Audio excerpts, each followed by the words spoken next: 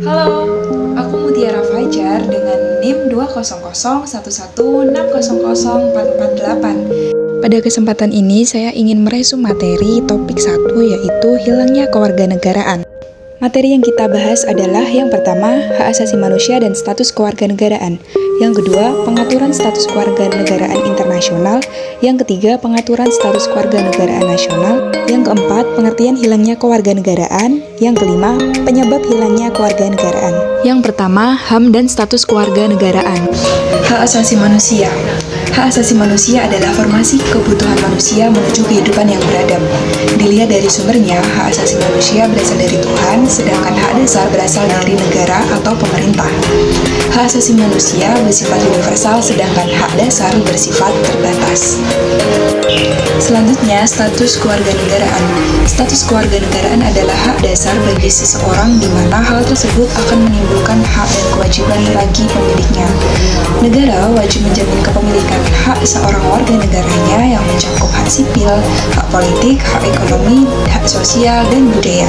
Sedangkan kewajiban sebagai seorang pemegang status kewarganegaraan Indonesia telah ditetapkan di dalam Undang-Undang Dasar 1945. Yang kedua, pengaturan status kewarganegaraan internasional. Pengaturan status kewarganegaraan sebagai hak asasi manusia. Status kewarganegaraan sebagai hak asasi manusia diatur di dalam 1. Deklarasi Universal Hak Asasi Manusia tahun 1948, di mana hal ini menjadi landasan penegakan dan penghormatan hak asasi manusia secara universal.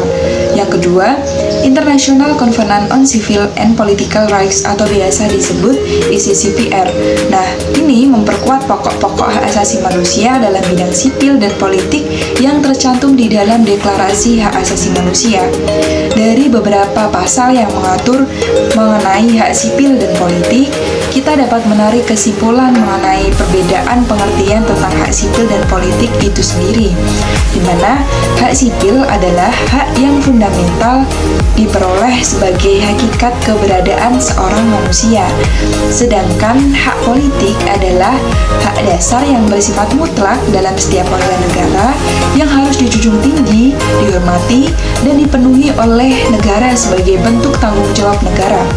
Nah, dari sini kita dapat menarik kesimpulan bahwasannya status kewarganegaraan sama dengan hak politik yang dimiliki setiap warga negara. Yang ketiga, International Convention on the Elimination of All Forms of Racial Discrimination. Dalam hubungannya dengan status kewarganegaraan yang dimiliki seseorang, konvensi internasional ini menjamin untuk tidak membeda-bedakan status kewarganegaraan yang dimiliki oleh setiap orang. Lalu yang keempat, ada Convention on the Elimination of All Forms of Discrimination Against Women. Nah, konvensi internasional ini menetapkan secara universal prinsip-prinsip persamaan hak antara laki-laki dan perempuan terlepas dari status perkawinan mereka. Lalu, selain itu, mendorong diperlakukannya perundang-undangan secara nasional yang melarang diskriminasi dan memberlakukan tindakan-tindakan khusus untuk melaksanakan kesetaraan laki-laki dan perempuan. Yang kelima, Convention on the Rights of the Child. Konvensi internasional ini memberikan perlindungan terhadap hak yang dimiliki oleh setiap anak. Adapun status kewarganegaraan yang diatur dalam konvensi ini terdapat pada pasal 7 ayat 1 dan 2. Pasal 7 ayat 1 berbunyi, anak harus didaftarkan segera sesudah kelahiran dan harus mempunyai hak sejak lahir atas suatu nama, hak untuk memperoleh kewarganegaraan, dan sejauh mungkin hak untuk mengelola dan dirawat oleh orang tuanya. Lalu pada pasal 7 ayat 2 berbunyi bahwa negara-negara pihak harus menjamin pelaksanaan hak-hak ini sesuai dengan hukum nasional mereka dan kewajiban mereka menuntut instrumen-instrumen internasional yang relevan dalam bidang ini, terutama apabila anak sebaliknya akan tidak berkewarganegaraan. Yang ketiga, pengaturan status kewarganegaraan nasional. Indonesia yang menganut sistem politik bebas aktif juga ikut melaksanakan instrumen internasional tersebut ke dalam hukum nasional di Indonesia. Undang-Undang 1945 sebagai konstitusi negara Indonesia secara tegas mengatur tentang hak asasi manusia. Lalu dalam pasal 28D ayat 3 menyatakan bahwa setiap orang berhak atas status kewarganegaraan.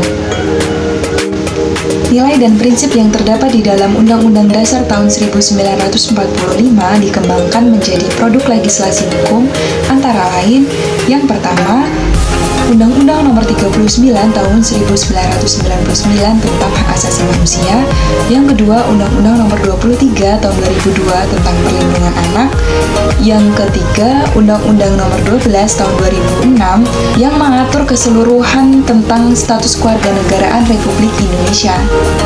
Yang keempat, pengertian hilangnya kewarganegaraan. Hilangnya kewarganegaraan seseorang berarti hilangnya hak dan kewajiban orang itu terhadap negara yang bersangkutan. Hilangnya status kewarganegaraan seseorang mengakibatkan putusnya hubungan seorang warga negara dengan negaranya. Yang kelima, penyebab hilangnya kewarganegaraan. Penyebab hilangnya kewarganegaraan yang pertama, renunciation, yang kedua, termination, yang ketiga, deprivation. Berikut ini merupakan pengertian dari penyebab hilangnya status kewarganegaraan. Yang pertama, renunciation, yaitu tindakan sukarela untuk meninggalkan salah satu dari dua atau lebih status kewarganegaraan yang dimiliki dari dua negara atau lebih.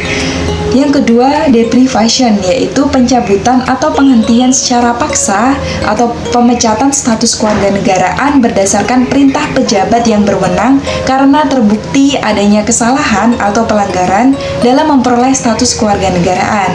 Yang ketiga, termination, yaitu penghentian status kewarganegaraan sebagai tindakan hukum karena yang bersangkutan telah memiliki kewarganegaraan dari negara lain.